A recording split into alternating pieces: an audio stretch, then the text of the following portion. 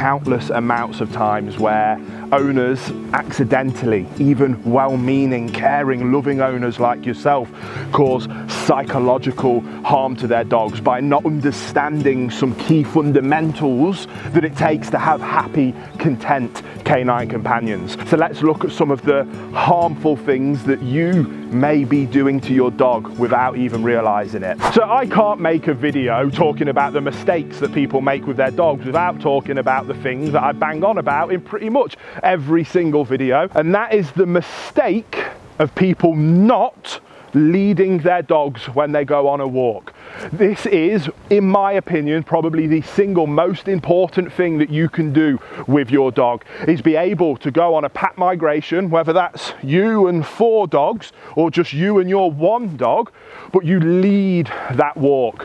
When a dog isn't being led on their walk, I truly believe that it's psychologically harmful for them, because you're putting them in a position where they have to make the decisions for themselves. This also creates calm, content, happy dogs that look up to me for guidance and direction because they trust in my loving leadership. Why do they trust me as a loving leader? It's because every time we come out on a walk, I lead the walk just like this. The second thing we're going to talk about is very, very difficult for the vast majority of people to understand, to accept, and to follow through and practice, and that is that you need to stop loving your dogs too much. Now, obviously, that might sound dramatic, and what I don't mean is that you shouldn't love them, because I love these dogs more than anybody loves their dogs. What I mean is loving on your dogs too much. These dogs are best mates behind me. They love each other more than a dog can love anything in their life. But what you're not seeing is them smothering each other with kisses and cuddles. They play nicely together, they enjoy each other's company, they're incredibly happy being in each other's company right now, and are a deeply formed pack. However, they don't love on each other 24/7. That would be very frustrating to them. So understand how dogs think, understand how dogs communicate, and communicate to them in a language that they understand, rather than in a language they don't understand, which creates anxiety, fear, confusion, frustration, which is the slippery slope to a whole host of terrible behaviors and, frankly, an unhappy dog. Not having a break command or not using a break command. Now, some of the details around this point we're going to look at in the next thing we're going to talk about, but it's incredibly important that dogs are never confused. We want to make things crystal clear for them. Now, right now, I've asked them to go into a down stay, or for my mate Puppy here, who prefers a sit stay. But they understand that they must do this until I tell them otherwise. Therefore, they're not confused. They know exactly what it is that I expect of them. Make it crystal clear what you want from your dogs, and one of the best things that you can do for that is have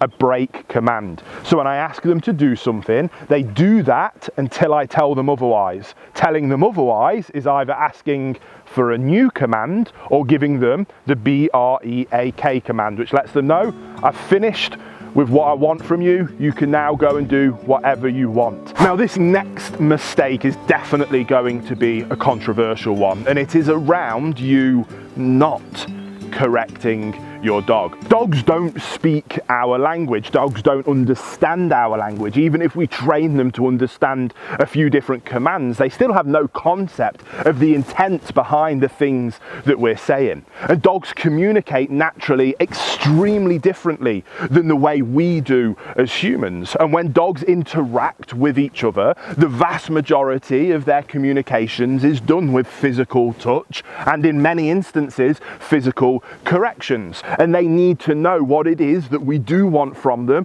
but just as importantly, if not more importantly, what it is that we don't want from them. Without both pieces of the puzzle, without both sides of the equation, dogs become anxious, fearful, and stressed. And that is the root cause, the underpinning, the foundation of the vast majority of problem behaviors. And how we communicate what we don't want is fair, loving, kind corrections. And I have got countless videos on this channel that you can go and check out after this video of me doing exactly that. And you can see firsthand in real time what I call the weight of the world coming off that dog's shoulder. So if you want to have a happy dog, you must find fair, loving ways to be able to correct your dog. And I want to preface this point of being somebody that struggles with mental health difficulties.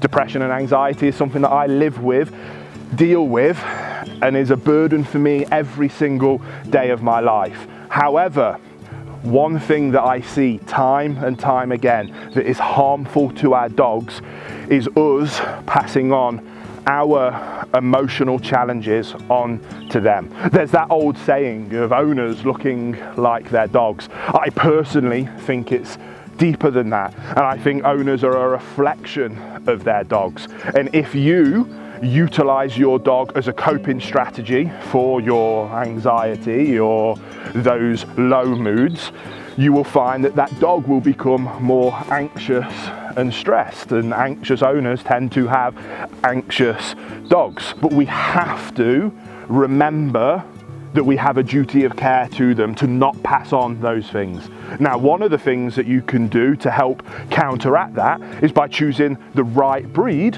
and by doing excellent temperament selection and trying to make sure that if you are somebody that has some of those challenges, that you select a resilient breed that may not be susceptible as much as other breeds to those challenges. That's why golden retrievers and labradors are renowned for being incredibly emotional support dogs. When I'm having a really difficult day myself, all I want to do is curl up into bed and have my dogs with me, making me feel better. But I have to understand that that's doing them a disservice. So one of the best things I can do is get up and take them for a structured pack walk, leading that walk as much as every fibre in my being might not want to. A, it always ends up helping me, but B, it provides them an incredible service. It helps them be calmer, more relaxed dogs. And as a byproduct, we help each other. Them getting me out and walking and doing the things that deep down, regardless of how I feel, I know is important for them, helps them. But then getting out into the fresh air, getting a bit of exercise helps me. This is an incredibly challenging topic, and it is one that isn't talked about enough, because I do truly believe that it is a cause of a vast amount of problem behaviours with dogs. But if we can have these difficult conversations, if you can be reflective with yourself, understand the pitfalls that we may be putting in front of our dogs, and then try and navigate them proactively rather than reactively, we're going to have better, happier dogs because of it. So subscribe if you are new here, and we'll see you on the next video.